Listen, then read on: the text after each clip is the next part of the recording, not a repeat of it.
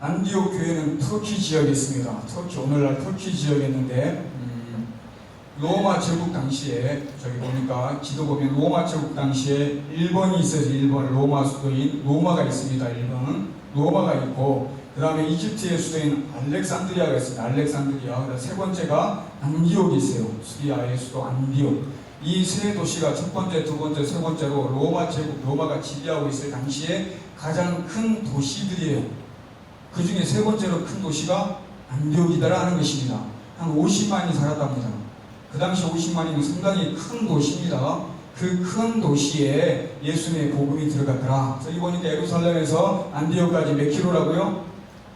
480km. 그렇죠? 써있죠? 480km라고 써있습니다. 480km 정도 떨어져 있더라 있습니다. 50만 인구가 살고 있고요. 저는 안디옥 교회까지 예루살렘에서 480km가 떨어진 안디옥까지 가서 복음을 증거한 사건이 오늘 본문의 말씀입니다. 11장 본문의 11장 19절에 보면 한번 여러분 읽어보겠습니다. 시작.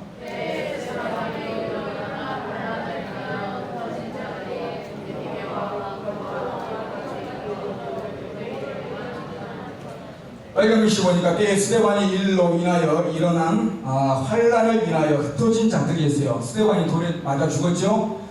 스데반이 돌에 맞아 죽었습니다. 복음을 전하다가 그때의 얘기예요. 그때가 사도행전 7장에 나와요. 사도행전 7장에 지금 11장 하고 있는데 여러분 같이 들었습니다. 사도행전 7장에 스데반이 돌에 처음 맞아 죽습니다. 복음을 전하다가 그 사건으로 인하여 예루살렘 교회에 큰 핍박이 일어나요. 그 당시에 핍박했던 사람 중에 한 사람이 또 사울이기도 합니다. 아무튼 큰 핍박이 일어날 때 교인들이, 성도들이 환란으로 인하여 흩어졌더라 했어요.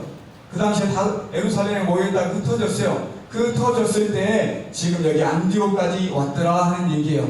흩어진 사람 중에 몇 사람이 안디옥까지 왔어요. 8장 4절에서 5절 보니까 그 흩어진 사람들이 두루 다니며 복음의 말씀을 전할 때 빌립이라는 사람이 나와요. 이것도 여러분 배웠던 말씀입니다. 빌립이 사마리아 성에 내려가 그 그리스도를 백성에게 전파하니겠습니다. 8장에서 가서는 이 빌립도 집사예요. 7명의 집사 중에 빌립이라는 사람이 사마리아는 이방 땅입니다. 이방 땅에 가서 복음을 전했어요. 빌립이라는 사람이 이방 땅에 가서 복음을 전했고 흩어질 때 몇 사람은 안디옥까지 왔더라. 지금 11장에 가서 그 중간에 다른 얘기들이 있는데 그걸 딱 뛰어넘어서 11장에 와서 그 흩어질 때 빌립이라는 사람은 사마리아 성에 갔었고 또 지금 몇 사람은 안디옥까지 왔더라 하는 내용이 이어지고 있는 거예요. 이해하셨죠? 안디옥 지금 교회까지 안디옥까지 왔더라. 큰 도시인데 이 도시까지 왔더라. 흩어진 사람들이. 그러면서 19절 끝에 보니까 빨간 글씨만 보면 뭐라고 되어 있어요? 유대인에게만 안디옥까지 와가지고 많은 사람들이 유대인들에게만 복음을 전했더라 그랬어요. 유대인이 있고 이방인이 있잖아요. 그럼 안디옥이 이방 땅이란 말이에요. 근데 거기에 유대인들에게만 복음을 전했더라 하고 있습니다. 유대인들은 하나님을 믿는 사람이 안 믿는 사람이요? 하나님을 믿는 사람이에요. 여러분이 알아야 될 게 유대인들은 하나님을 믿는데 성민의식으로 아브라함의 하나님을 믿는 사람이 하지만 예수는 안 믿어요. 그래서 그들이 핍박해서 예수님을 결국 십자가에 못 박아 죽였잖아요. 이게 유대인이란 말이에요. 근데 그 유대인들이 하나님과 우리와 같은 백성인 건 맞아요. 그죠? 그럼 같은 백성인데 예수를 안 믿어요. 근데 성령에 강림하실 때 성령에 강림해가지고 성령의 충만함을 받고 이 사도들과 모든 사람들이 예수님을 다 믿기 시작했어요. 베드로가 설교할 때 3,000명, 5,000명이 회개하고 예루살렘 교회가 형성이 됐단 말이에요. 그 예루살렘 교회가 형성돼서 신앙생활을 잘하고 있는데 고난이 있어서 이제 흩어진 거예요. 그럼 이 흩어진 사람들은 예수를 믿는 사람이 안 믿는 사람이에요? 예수를 믿는 사람이에요. 같은 유대인인데 예수를 믿어요. 근데 예수를 안 믿는 사람들이 각 지방마다 있단 말이에요. 근데 그 안 믿는 사람들이 안디옥에는 있어요. 근데 거기서 안 믿지만 안 믿는 이방인이 있고 유대인이 있는데 하나님은 믿지만 예수를 부정하는 유대인들에게 먼저 복음을 전했더라 하는 내용입니다. 그들의 복음을 전해서 그들이 예수를 믿는 일들이 일어나요. 11장 19절 끝에 가서 그렇게 유대인들에게만 복음을 전했더라. 이방인들에게는 전하지 않았더라. 그 얘기에 유대인들에게만 전했더라. 그 유대인들이 예수를 믿고 이제 개종을 합니다. 그걸 개종이라고 해요. 유대교에서 기독교로, 하나님을 믿는 유대교에서 예수를 믿는 기독교로 그 기독교를 예루살렘, 예전에는 예루살렘 교회가 초대교회입니다. 예루살렘 교회가 아까 얘기했듯이 성령 받고 충만해서 3천 5천 명이 변화돼서 형성한 교회가 예루살렘 교회예요. 근데 그 이름이 예루살렘 교회라고 지칭하진 않아요. 그 예루살렘에서 그 교회가 형성됐기 때문에 예루살렘 교회라고 해요. 근데 사실 그 교회 이름이 뭐냐면, 예루살렘 교회 이름이 뭐냐면 예수님을 믿는 그리스도의 교회, 그리스도 교회예요. 저희 교회가 그 초대교회로 돌아가게 해서 무슨 교회예요? 그리스도의 교회. 유대교회에서 그리스도 교회로 개종한 사람들이, 그 사람들이 예수 믿는 사람들이. 그래서 저희 교회가 그리스도 교회잖아요. 그 초대교회 뭐 장로교, 감리교가 아니라 그렇게 형성했던 그리스도 교회, 유대교인들이 그리스도 교회로 바뀌었던 그것처럼 우리 교회 이름을 그리스도 교회로 하자 해서 초대교회로 돌아가자, 순수하게 이런 의미에서 그리스도 교회가 만들어진 거예요. 아무튼 어쨌든 그랬든지 간에 유대인들에게만 복음을 전했더라. 하지만 그 중에 몇 사람은 20절 한번 읽겠습니다. 20절 다 같이 읽습니다. 시작.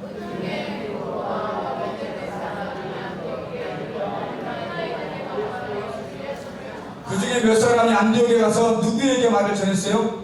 헬라인에게 말하여 주 예수를 전파하니 해서 유대인이 아니라 헬라인에게 전했다라는 거. 이방 사람에게. 그 중에 몇 사람이 다 어딜 가나 유대인들에게 복음을 전하는데 이들 몇 사람들 이름도 안 나와요. 이름도 안 나오는 이 몇 사람은 헬라인은 그리스인을 얘기합니다. 헬라 얘기하면 조금 더 여러분들이 헬라인이 있고 히브리인이 있지요. 들어봤죠? 성경에 헬라인과 히브리 들어보셨는데 헷갈릴 거예요. 무슨 얘기인지 잘 모르실 겁니다. 제가 조금만 짚어주고 가겠습니다. 유대인들이, 아까 얘기했던 유대인들이 있어요. 하나님을 믿는 유대인들. 그 유대인들이 헬라파 유대인과 히브리파 유대인으로 두 부류로 나뉘어요. 왜 나뉘냐면 예전에 남이스라엘, 북이스라엘로 나눠졌을 때 구약에서 그때 바벨론과 아수르의 침략으로 남유다, 북이스라엘이 멸망합니다. 결국 다 멸망해요. 그때 멸망했을 때 포로로 잡혀간 유대인들이 있어요. 그리고 도망치거나 다른 나라에 가서 사는 유대인들이 있어요. 그리고 그 땅에서 어쨌든지 간에 그 땅을 지키고 살았던 유대인들이 있어요. 이걸 나뉘는 건데, 포로로 잡혀가서 이제 헬라, 즉 그리스 문화에, 그게 헬라 그리스 문화에 속해서 이제 살아가다 보니까 그들의 말하는 것이 원래 히브리에 살던 히브리어를 써야 되는데 헬라어를 쓰는 거예요. 원래 유대인으로서 히브리어를 써야 되는데 포로로 잡혀가서 거기 살다 보니까 그 지역 말을 쓸 거 아니에요. 우리가 미국으로 이민 가면 영어를 써야 되잖아요. 이 영어를 쓰다 보면 내 밑에 내 아들, 내 손자는 한국말을 잘 모를 거 아니에요. 그것처럼 그들이 헬라어를 쓰는 헬라 문화로 바뀐 겁니다. 하지만 그 뿌리는 유대인이에요. 그들은 다 뭐 도망을 갔든 피신을 갔든 아니면 잡혀갔든 다른 지역의 헬라 문화권, 고대 그리스 문화 거기서 배워가지고 헬라어 언어를 쓰는 사람을 헬라파 유대인들, 그 다음에 히브리파 유대인들은 누구냐? 히브리파 유대인들은 그래도 힘들어도 그 땅을 지키면서 계속 있었던, 바벨론 아수르에게 침략을 당했어도 그 지역 계속 거기에 머물러서 히브리어를 쓰면서 계속 지켰던 사람들이 히브리파 유대인들. 이해하셨죠? 어렵지 않죠? 같은 유대인입니다. 여러분 이거 알아두시면 나중에 목사님이 설교하실 때 들으면 편하잖아요. 뭐 헬라인 사람들이 나오고 유대 무슨 히브리어 막 이렇게 헷갈리는데 이게 어떤 사람이 신약 사람인지 구약 사람인지 헷갈리지만 아무튼 그런 사람들이 헬라파 유대인들이고 같은 유대인인데 헬라파 유대인, 이건 히브리파 유대인들이요. 근데 이들이 나중에 오순절 다락방에 성령이 임하고 교회가 초대교회 예루살렘 교회가 형성이 됐어요. 아까처럼 이제 형성이 됐을 때 공동으로 예배를 드리고 같이 예수님을 믿기 시작합니다. 그러면 지금 헬라파 사람들과 히브리파 사람들이 같은 유대인이지만 나눠져 있잖아요. 예수를 이제는 다 같이 믿지만 그들이 언어가 좀 다를 수도 있고 문화가 다를 수도 있어요. 너희는 헬라파 유대인들이야, 우리는 히브리파 유대인들이야. 이렇게 갈라져 있는데 어떤 일이 일어나면 여러분들이 지난 시간에 함께 배웠어요. 이제 교회가 하나 돼서 서로 물건을 통용하고 나누고 사이좋게 지내요. 초대교회 예루살렘 교회가 그러는 와중에 구제하는 일에 있어서 과부들을 구제해 줍니다. 과부들을 구제해 주는데 이 사도들이 히브리파 과부인들은 날마다 구제를 해줘요. 근데 헬라파 유대인들은 구제하는 것을 안 해줘요. 하다 보니까. 그러니까 헬라파 유대인들이 싫어하겠어요, 좋아하겠어요? 싫어해서 항의를 합니다. 어떻게 너네들 우리를 무시하고 너네끼리만 그렇게 도와줄 수 있느냐? 이걸 사도들이 12명의 제자, 사도들이 이걸 들어요. 그리고 나서 잘못했다고 인정을 합니다. 그리고 나서 이들에게 구제하는 일을 하는 일에 있어서 우리는 복음을 전해야 되고 구제하는 일까지 하다 보니까 복잡해. 그래서 7집사를 선택합니다. 그때 7명의 일꾼, 하나님의 일을 구제하는 일을 도와줄 사람 7명을 선택해서 헬라파, 히브리파, 이 모든 같은 유대인들을 도와주는 사람들을 일을 해라고 선택을 해준 거예요. 7집사를. 그래서 그러다 7집사를 선택하는데 또 재밌는 건 뭐냐면 7집사가 헬라파 유대인들이에요. 히브리파 유대인들이 한 명도 없어요. 그 얘기는 뭐냐면 히브리파 유대인들이, 이 사도와 히브리파 유대인들이 헬라파 유대인들을 배려한 거예요, 안 한 거예요? 배려해 준 거예요. 그들이 인정해 준 거예요. 그래서 평화롭게 잘 지내고 있어요. 근데 그 헬라파, 이렇게 하다 보니까 헬라파 유대인들이 조금 힘이 좀 이렇게 생기기 시작했어요. 힘이 생기다 보니까 어떤 일이 일어나냐면, 이제 7명의 집사 중에 스데반 집사, 아까 얘기했죠? 스데반 집사가 돌에 처음 맞아 죽었잖아요. 복음을 전하다가. 그 집사가 7집사인데 어디 파 유대인이라고요? 헬라파예요. 헬라파 유대인 집사예요. 그러면은 헬라어를 잘할까요? 못할까요? 잘해요. 그러니까 헬라파 유대인들은, 제가 드리고 싶은 얘기는 이방인들에게 관심이 많았어요. 사도와 히브리파 유대인들은 이방인들에게 관심이 덜해. 성민의식이 가득해요. 우리만 구원받을 수 있다. 그거 이 성전에만 하나님이 계신다. 하지만 헬라파 이 사람들은 아니에요. 스데반이 설교할 때 설교의 핵심이, 돌에 쳐 맞아 죽을 때 설교의 핵심이 뭐냐면, 하나님은 모든 하나님의 백성이 어느 곳에 흩어져 있든지 간에 그곳에 하나님이 함께 계신다. 이런 설교를 했어요. 그런데 히브리파 유대인들이 이걸 받아들이기 힘들어요. 그것도 예수 안 믿는 유대인들은 받아들이기 힘들어요. 그래서 돌에 쳐 맞아 죽었습니다. 예수 안 믿는 유대인들이. 이게 헬라파 유대인들은 그런 마음이 있었더라. 스데반이 그래서 많은 이방인들에게 가르치려고 노력을 했더라. 그 다음에 여러분들은 아까 방금 전에 빌립 봤잖아요. 빌립 집사가 사마리아에 가서, 이방 땅에 가서 복음을 전했다니까요. 이분도 헬라파 유대인이에요. 히브리파들은 자기들만 생각을 한다니까요. 성전에만 하나님 계시고 우리만 구원받을 수 있다. 이방인은 개와 짐승에 불과하다. 이렇게 생각하고 있어요. 지난 시간에 베드로 얘기했잖아요. 베드로는 히브리파 유대인이에요. 근데 아무튼 헬라파 유대인들은 이게 새가 방방곳곳을 흩어져 살다 보니까, 아니야, 우리가 기도할 때 우리가 너희와 흩어져 있었지만, 내가 예루살렘에 있지 않았지만 다른 지역에 있을 때 하나님 나와 함께 있어. 내가 다른 말을 쓰지만 나와 함께 있어. 이걸 체험한 사람들이기 때문에 그곳에도 하나님 계신다. 사마리아에도 분명히 하나님 계신다. 사마리아 빌립이 가가지고 계속 복음을 전한 거, 이방 사람들에게. 이 헬라파 유대인들이 이렇게 이방 사람들에게 관심이 많더라. 그래서 최초로 누구죠? 아프리카 내시에게 구원을 받게 하고 침례를 준 사람이 이 빌립이라는 사람이에요. 아프리카 내시잖아요. 이 사람도 이방인이잖아요. 이렇게 헬라파 사람들이 이렇게 관심이 많더라. 그래서 즉 사도행전에는 헬라파 유대인들의 어떤 주축이 돼서 일하는 사람이 많습니다. 사도 바울도 헬라파 유대인이에요. 사도행전에도 바울의 사역이 대부분이잖아요. 이제 뒤로 볼 건데, 이게 헬라파 유대인이란 말이에요. 이게 그래서 이방 전 세계 방방곳곳을 다니면서 선교를 했더라. 이게 사도행전의 핵심인데, 헬라파 유대인과 히브리파 유대인들이 이렇게 갈라져 있는데, 헬라파 유대인들이 주축이 되었는데, 히브리파 유대인들이 나쁜 사람들이냐? 아니에요. 그 사람들이 이 사람들을 밀어줬어요. 그렇게 하라고 이제. 그래서 같이 좋은 역할을 한 거예요. 결론적으로 이런 배경을 드리는 이유는, 이런 배경 속에서 11장 20절을 저희가 함께 읽었는데, 이 헬라파 몇몇 사람들은 헬라인들에게 복음을 전했더라. 이 얘기가 그 헬라파 유대인 몇 명이 안디옥에 왔는데 그들은 이방인들에게도 복음을 전할 수 있다 하는 생각을 가지고 있었기 때문에, 지금 이름도 없지만 그 몇 명이 분명히 헬라파 유대인들일 거예요. 그 사람들이 지금 이 안디옥에 와서 헬라인들에게도 예수님을 전했더라 하는 내용입니다. 이해하셨죠? 그래서 헬라파, 히브리파 설명을 좀 한 거예요. 여러분들 이걸 좀 기억해 두시면 나중에 목사님이 설교하실 때 좀 도움이 되실 겁니다. 그렇게 했더라.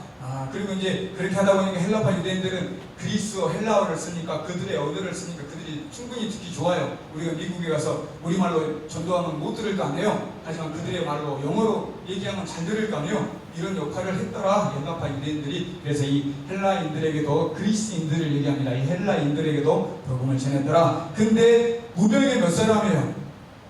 유명한 사람이 아니라, 사도들이 아니라 무명의 이름도 없는 몇 사람,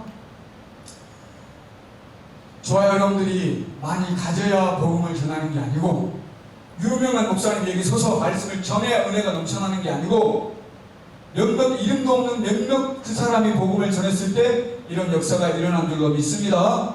그렇다면 저와 여러분 충분히 안 믿는 사람들에게, 이방인들에게 복음을 전하는 역사가 일어날 줄로 믿습니다. 이거 믿어야 돼요.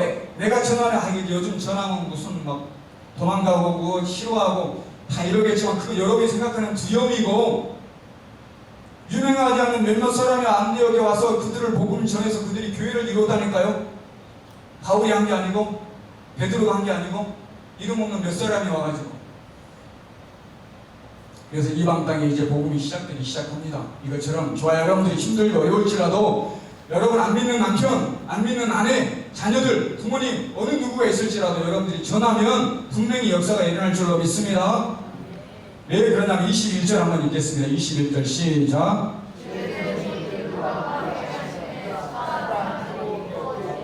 수다한 사람이 믿고 주께 돌아왔어요. 많은 사람이. 근데 그 앞에 뭐라고 되어 있어요? 주의 손이 그들과 함께 하시네. 몇몇 사람이 헬라인들에게 복음을 내고, 그것도 예수, 유대인이 아니라, 유대인은 복음 예수님을 믿기가 좀 편할지 모르지만 안 믿는 사람은 전혀 아무것도 모르는데 이방인들에게 복음을 전할 때 이들이 믿고 수많은 사람들이 돌아왔더라. 이 얘기는 이 앞에 보니까 주의 손이 그들과 함께 하시네. 몇몇 사람과 주의 손이 함께 있더라. 주의 손이라는 것은 뭘 상징하냐면 하나님의 능력을 상징합니다. 하나님의 능력이 함께 하니까 그런 역사가 일어난 줄로 믿습니다. 제가 여러분들이 방금 전에 얘기했어요. 안 믿는 남편에게 복음 전하면 싫어할 거 아니에요. 또 그 소리 한다고 싫어할 거 아니에요. 자녀들이 얘기하면 나 싫다고, 엄마나 잘 가, 아빠나 아버지나 잘 다니세요, 이럴 거 아니에요. 아무튼 그렇든 어쨌든 그들에게 복음을 전할 수 있는 기회를 삼아서 복음을 전하면 여러분이 하는 게 아니라 주의 손이 여러분과 함께 할 줄로 믿습니다. 그래서 구원될 수 있다는 거, 그래서 예수를 믿는다라는 거, 내가 하는 게 아니라 그 몇몇 사람이 잘나서 안디옥 교회를 형성한 게 아니라 하나님의 주의 손이, 하나님의 능력이 함께하니까 그런 역사가 일어났다는 거예요. 그렇다면 내가 두려워가지고 떨려가지고 말도 못하고 있는 내가 용기 내서 말하면 하나님의 손이, 주의 손이 능력을 더하여서 여러분 분명히 열매가 나타날 줄로 믿습니다. 이런 역사가 일어나기를 여러분들이 기도하시고, 복음 전하는 거 두려워하시고, 멀리는 아니어도 가족에게, 멀리는 아니어도 내 주위에 있는 사람들이 예수 믿으라고 왜 말을 못해요? 예수 한번 믿어봐, 교회 한번 가보자. 요즘에 이런 얘기 하는 사람이 전혀 없는 것 같아요. 제가 보기에. 여러분들이 두려워하지 말고 그런 얘기를 자꾸 하심으로 하나님이 주의 손에 하나님의 능력으로 도와주실 때 아름다운 열매가 나타날 줄로 믿습니다. 이런 안디옥 교회가 예수님을 받아들이고 교회를 형성해가는 것을 사도들이 듣고 바나바를 파송해요. 안디옥으로. 바나바를 파송하는, 바나바는 사도가 아니에요. 일곱 집사에 들어가는 사람도 아니에요. 그냥 평신도. 근데 바나바를 선택해서 바나바를 안디옥 교회로 보냅니다. 바나바가 어떤 사람이냐면 36절에 바나바라는 자니 37절에 그가 밭이 있음에 팔아 갚을 가지고 사도들에게 발 앞에 두니라. 여러분 잘 아는 건 자기가 밭이 있었는데 밭을 다 팔아가지고 사도들 발 앞에 예루살렘 교회에 바쳤던 사람이 바나바예요. 여러분 아시죠? 이전에 얘기했습니다. 아무튼 이런 바나바였더라. 하나님께 모든 걸 다 내어놓는 이렇게 믿음 있는 사람, 이런 바나바였더라. 이 바나바가 왜 선택되어져서 하나님 왜 거기에 안디옥에 사도도 아닌데 보내느냐 한번 보는 거예요. 어떤 사람인지. 아무튼 이런 믿음을 가진 사람이었더라. 9장 27절인데 한번 읽겠습니다. 시작.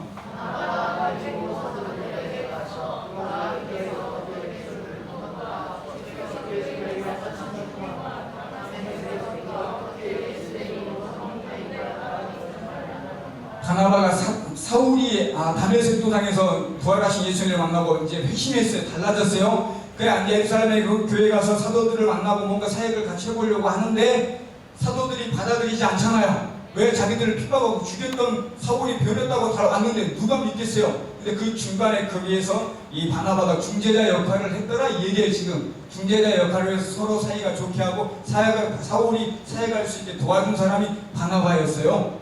이렇게 바나바는 이런 사람이었더라 하는 거예요. 11장 24절입니다. 오늘 본문 말씀인데 시작.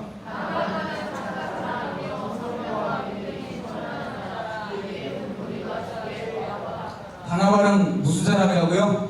착한 사람이요 성령과 믿음이 충만한다 했습니다. 바나바는 착한 사람이다. 착하다는 것은 사람이 우리는 예수 믿는 사람이기 때문에 인간의 모습도 있지만 우리 안에 신앙생활하는 믿음의 모습도 있단 말이에요. 영적인 모습. 이 두 개를 따지자면 인간적으로 착한 사람이다. 이 지금 바나바는 인간적 인품이나 성품이나 인성이 착한 사람인 거예요. 인간적으로 신앙을 떠나서 사람 됨됨이가 잘된 사람이란 말이에요. 사람 됨됨이가 착한 사람이다. 그리고 이 믿음의 신앙생활로 봐서 믿음으로 봐서 성령과 믿음이 충만한 사람이다. 인간적으로도 훌륭한 사람이고 인품이 신앙적으로도 이 신앙의 인품과 인격이 좋은 사람이었더라는 것입니다. 여러분들이 인간적으로도 좋은 사람이 되어야 될 줄로 믿습니다. 그리고 신앙적으로도 믿음과 여러분 성령의 충만한 그런 신앙적인 부분에 있어서 그 신앙의 인격이 좋은 여러분이 되시기를 주의 이름으로 부탁을 드립니다. 내가 재산을 다 팔아가지고 하나님께 바치는 믿음이 있어. 적과 같은 우리를 죽이려고 했던 그 적인데 원수인데 그를 알고 그를 용서해주고 중재자 역할을 해주는 그런 바나바였고, 그리고 사람들에게 인정받는 인성에 있어서 착한 사람으로 인정받는 사람이었고, 신앙적인 부분에서도 믿음과 성령이 충만한 신앙생활도 잘하는 사람이었더라. 나는 어떤가? 나는 내 믿음을 다 하나님을 위해서 이렇게 헌신할 수 있는 이런 사람인지, 아니면 중재자 역할을 하면서 내가 잘 되기를 하는 사람인지, 이간질하면서 어느 한편에 속해 있는 사람인지, 아니면 내가 사람들에게 인정받을 만한 착한 사람으로 세상 사람들에게도 인정받고 또 믿음의 신앙생활에 있어서도 내가 인정받는 그런 믿음과 성령이 충만한 사람인지 한번 좀 여러분들이 잘 생각하심으로 안디옥 교회의 목회자로, 사도가 아닌데도 목회자로 보내서 목회할 수 있도록 보내줬다라는, 하나님이 보내셨다라는 그런 의미입니다. 여러분들이 그렇게 하나님께 훌륭한 인격과 사랑을, 성품을 가진, 신앙을 가진 여러분들로 하나님께 쓰임받는 여러분들 되시길 주의 이름으로 부탁을 드립니다. 11장 23절입니다. 같이 한번 읽습니다. 시작.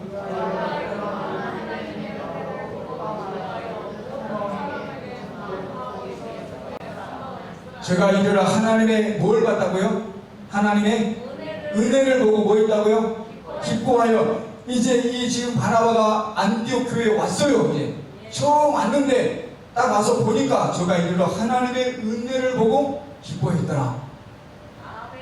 안디옥 교회가 예수를 안 믿었단 말이에요. 근데 예수를 믿기 시작, 몇몇 사람 때문에 예수를 믿기 시작했어요. 거기가 부흥해가지고 지금 뜨거워요. 예루살렘 교회에서 빌립을 지금 바나바를 선택해서 가서 네가 거기를 목회해라 하고 보냈어요. 딱 지금 왔어요. 지금 안디옥 교회에 딱 왔는데 하나님의 은혜를 보았더라 했어요. 여러분 어느 교회를 가면 하나님의 은혜를 먼저 보시나요? 교회가 얼마나 큰지, 사람들은 어떻게 생겼는지, 인사는 잘하는지, 몇 명이나 다니는지, 성질은 어떤지 이런 거 보시나요? 여러분 하나님의 은혜를 보셔야 될 줄로 믿습니다. 지금 바나바는 와서 하나님의 은혜를 보고 기뻐했더라 그랬어요.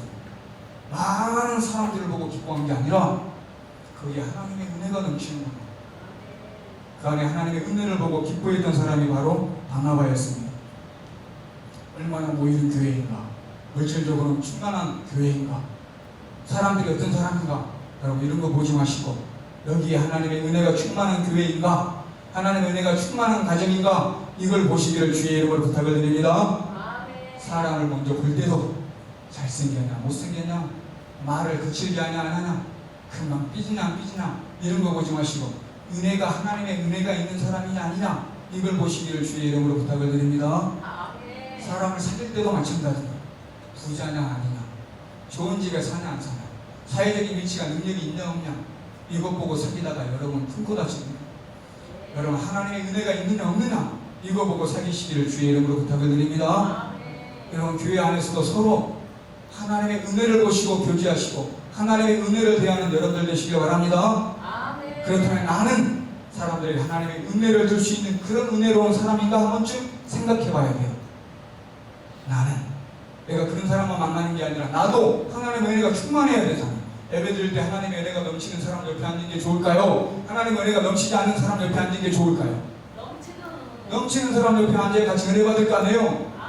주고 넘기고 성경책 넘기고 딴 생각하고 핸드폰 만지는 사람 옆에 앉아있으면 은혜가 돼요? 안 돼요? 안 됩니다. 여러분 서로가 은혜로운 사람들 되시길 주의 이름으로 부탁을 드립니다. 그래서 서로 은혜, 하나님의 은혜, 하나님의 은혜, 이런 은혜가 넘쳐나므로 하나님이 기뻐하는 복된 교회가 되어야 될 줄로 압니다. 월요일날 목사님과 지방에 모임을 갔었어요. 월요일날 어제 그제 월요일날 지방에 갔는데 거기에 어떤 목사님이 설교를 하시더라고요. 설교를 하시는데 여러분 전하는 말씀 돌아온 탕자에 대한 얘기를 하시는데 돌아온 탕자의 그 아들은 잘하는데 큰아들은 여러분이 잘 모르는데 그분이 큰아들에 대한 얘기를 하더라고요. 작은 아들이 왔어요. 돌아서 아버지는 기뻐가지고 좋아가지고 막 맞고 막 뽀뽀하고 옷 입히고 잔치를 벌이는데 큰아들은 좋아했어요? 안 좋아했어요? 큰아들은 안 좋아했단 말이에요. 나를 위해서 내가 죽도록 아버지를 위해서 이렇게 충성하는데 내가 일하고 왔는데 아버지 나를 위해서 내 친구들을 위해서 성화에 염소새끼 한 마리 잡아갔으니까 하고 불평했단 말이에요. 제가 그런 생각을 해봤습니다. 여러분, 교회라는 곳이 막나이처럼 살았던 그 막내 돌아온 탕자가 돌아오면 안 되는 곳이에요? 아니죠. 그런 사람이 와도 되죠. 세상에 더 더럽고 추잡한 사람이 오면 안 되는 곳이에요? 아니에요. 여러분 큰아들처럼 저놈이 왜 왔지? 이렇게 생각하면 돼요? 안 돼요? 안 돼요. 그 말씀에 아버지는 그렇게 했어요? 맞아줬어요? 맞아줬죠. 근데 큰아들은 이렇게 쳐다봤단 말이에요. 아버지 마음 같지 않아서. 여러분들은 어떠신가 한번 좀 생각해 보시길 바랍니다. 교회는 잘못된 사람이 다니면 안 되는 곳이 아닙니다. 사회에서 무시당하고 냄새나고 더럽다고 사회에서 가진 것 없다고 무시당하는 그 사람들이 교회 오면 안 되는 게 아니에요. 여러분 벌써 너 왜 왔어? 이렇게 보면 돼요? 안 돼요? 하나님은 언제든지 품어주시는데 하나님은 언제든지 오라는데 누구라도 오라는데 여러분이 이렇게 앉아가지고 큰아들처럼 이렇게 쳐다보면서 저는 오면 안 되는데 우리 교회 잘못될 텐데 이렇게 생각하면 돼요? 안 돼요? 안 됩니다. 교회는 하나님의 은혜가 넘쳐나야 될 줄로 믿습니다. 여러분 눈으로 바라보지 마시고 내가 믿는, 내가 의지하는 하나님 아버지의 눈으로 바라보시는 여러분들 되시기를 주의 이름으로 부탁을 드립니다. 하나님 아버지의 마음으로 그 모든 사람들을 대하는 여러분들 되시기를 주의 이름으로 부탁을 드립니다. 교회의 주인은 하나님이십니다.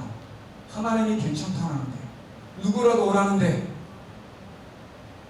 냄새난다고 가슴 돋았다고 세상에서 나쁜 짓 많이 했다고 더럽다고 여러분들이 눈을 흘리고 싫어하면 여러분 하나님 마음이 아닌 거예요. 그게 하나님의 은혜가 있는 게 아닙니다.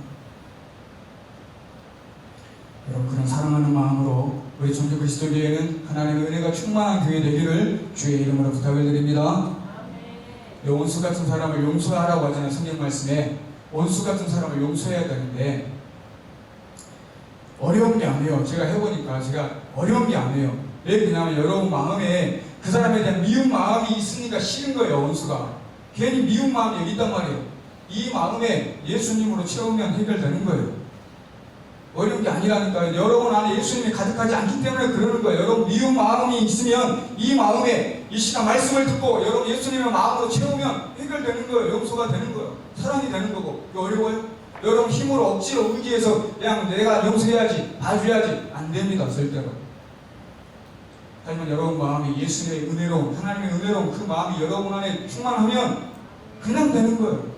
억지로 용서하려고 하지 마시고 하나님의 은혜로 예수님의 마음으로 여러분의 가득 마음을 채우시기를 주의 이름으로 부탁을 드립니다. 사도행전 11장 23절인데요. 23절 같이 읽습니다. 시작.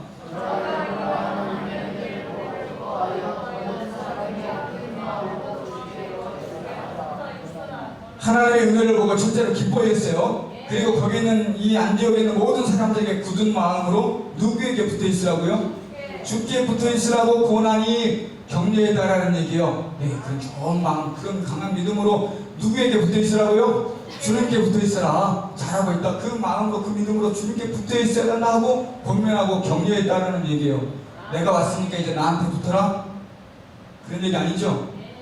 몇 명 안 되죠. 그 몇 명 사람이 안디옥 너희를 이렇게 교회되게 하고 부흥하고 이렇게 복음을 전해서 시작했으니까 그 몇몇 사람에게 붙어 있어라. 이렇게 하지 않았죠? 누구에게 붙어 있으라고요? 주께 붙어 있어라.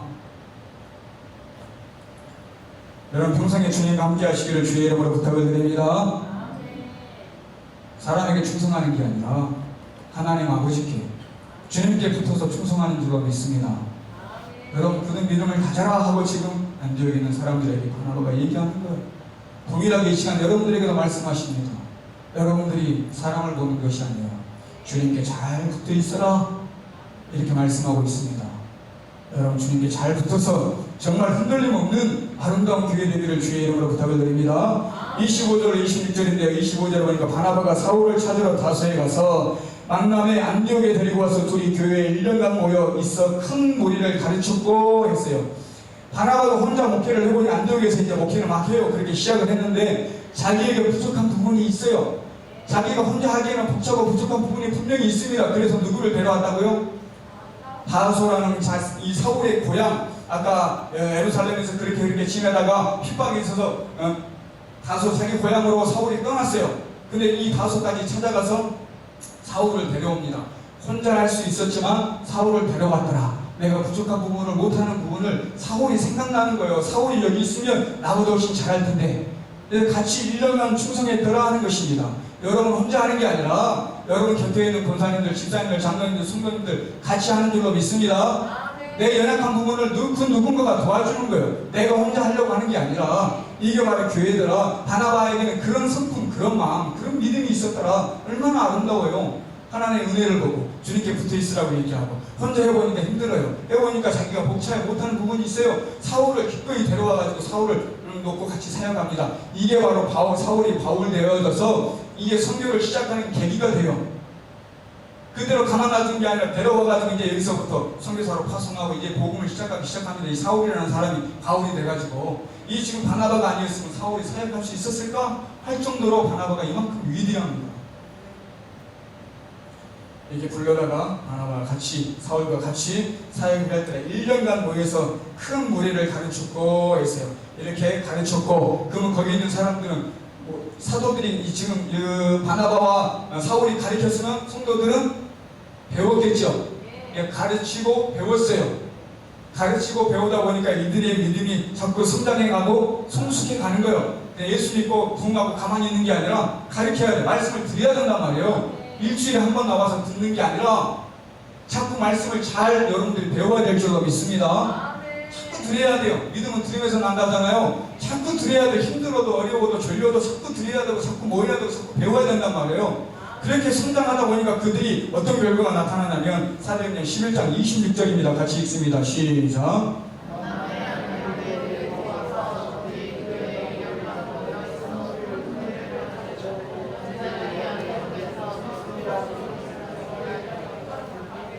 뒤에 보니까 뭐라고 되어 있어요? 빨간 글씨?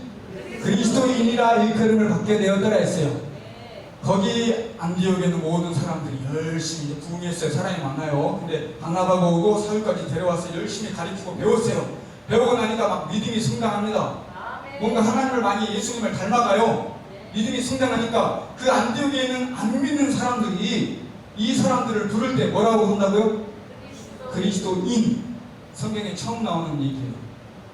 예전에는 제자, 형제, 자매 이렇게 불렀어요. 호칭이 없었단 말이에요. 근데 이 안디옥 교회에서 그리스도인이라는 호칭이 생겨난 거예요. 지금 여러분 그리스도인이죠? 이 얘기가 여기 안디옥 교회에서 생겨난 거라니까요. 얼마나 신앙생활을 잘했으면 안 믿는 사람들이 그들과 똑같이 신앙생활하면 그리스도인이라고 얘기할 거야, 안 할까요? 안 하죠.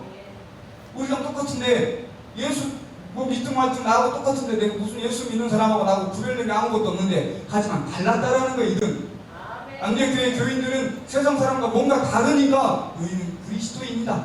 그리스도인의 뜻이 뭐냐면 헬라어로 티아노스, 영어로 여러분 잘 아는 크리스찬, 그리스도에게 속한 사람, 그리스도에게 붙어있는 사람. 아까 얘기했죠. 아까 바나바가 누구에게 붙어있으라고요? 주께 붙어있으라 이렇게 고면했잖아요. 주께 붙어있으라고 자꾸 가르치고 믿음을 가르치고 하다 보니까 이들이 주님께 잘 붙어있었더라. 주님에 속한 사람이었더라. 그랬더니 밖에 있는 사람들이 우리랑 다르다. 정말 예수 믿는 사람들이 다르다. 이러니까 그들은 주님께 속한 사람이다. 저들은 예수님께 속한 사람이다. 진짜로. 이래서 그리스도인이라고 붙여준 거예요. 저 여러분 한 번쯤 생각해 보자고요. 여러분 다 교회 다니시잖아요. 예수님 믿잖아요. 밖에 나가서 사람들이 볼 때 똑같으면 될까요? 안 될까요? 달라야 된단 말이에요. 예수쟁이는, 예수 믿는 사람 뭔가 달라도 다르구나. 진짜 그리스도인이다. 나도 한번 교회 가보고 싶다. 이런 믿음이 돼야 되잖아요. 근데 안디옥 교회 성도들은 그랬다라는 거예요. 좋아요, 여러분들이 어느 곳에 있든지 간에 무엇을 하든지 간에 그리스도인으로서 세상 사람과 구별돼서 참 멋있다, 자랑스럽다, 훌륭하다 이렇게 인정받는 사람들이 돼야 하나님이 기뻐하실 줄로 믿습니다. 너무나 신앙생활을 못하니까 안 믿는 사람들이 개독교라고 그래요. 개독교. 기독교가 아니라 뭐와 같다 해서 개독교라고 그래요. 그런 욕을 먹고 있는 이 시대란 말이에요. 누가 잘못했어요? TV에 나오는 몇몇 그런 사람이 유명한 목사님들이 아니에요. 내가 잘못했어. 여러분 잘 생각하면 내가 신앙생활 잘하고 있는지, 내가 잘못해서 하나님을 욕먹게 하는 거고, 내가 잘못해서 예수님을 욕먹게 하는 거고, 내가 잘못해서 교회를 욕먹게 하는 그런 사람은 아닌지. 이들은 그리스도 이방인들인데도 예수 믿고 너무나 제대로 살아서 그의 삶이 아름다워서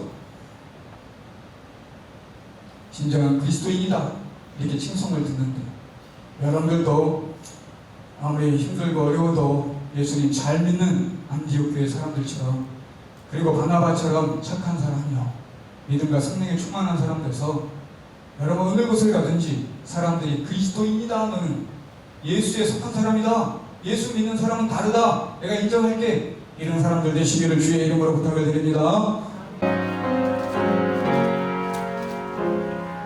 주 예수보다 더 귀한 것은 없네. 이 세상 분위와 바꿀 수 없네. 영증을 내내신 돌아가신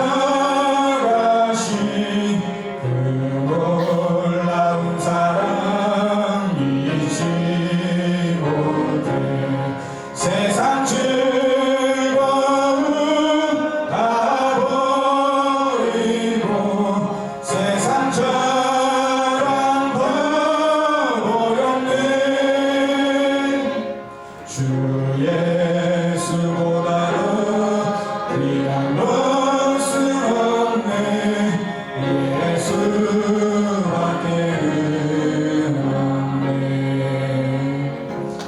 주 예수보다도 귀한 것은 없네. 이 세상 연애와 바꿀 수 없네. 이전에 들리던 세상 일도 주 사랑하는 만 맺지 못해. 세상 즐거움 다 버리고 세상 자랑 다 버렸네. 주 예수보다 귀한 것은 없네. 예수밖에는 없네. 주 예수보다도 귀한 것은 없네. 이 세상 행복과 바꿀 수 없네. 유혹과 핍박이 몰려와도 주 섬기는 내 맘 변치 않아. 세상 즐거움 다 버리고 세상 자랑 다 버렸네. 주 예수보다도 귀한 것은 없네. 예수밖에는 없네. 주여 성창하시고 기도하시겠습니다. 주여 주여 주여. 하나님의 능력이 선이 그들과 함께함으로 하나님의 많은 기적과 이적들이 나타난 줄로 믿습니다. 아버지를 믿지 아니하는 이방인들에게도 복음을 전해서도 진리와 사랑이 넘쳐나는 복된 거리나 충만함이 있었던 것처럼 아버지 바울의 아름다운 믿음으로 그것에 귀한 역사가 일어난 것처럼 나에게는 그런 믿음이 있는지 아름다움이 있는지 이 시간 돌아보게 하시고 내 인간을 가면 주의 손의 능력이 함께하여 주심으로 아버지 많은 세상 사람들이 바라볼 때 너는 진정한 그리스도인이다, 너는 진정 예수에 속한 사람이다, 너는 진짜 하나님의 사람이라 인정받을 수 있는 주의 동료를 낼 수 있도록 인도하여 주시고 축복하여 주실 줄로 믿습니다.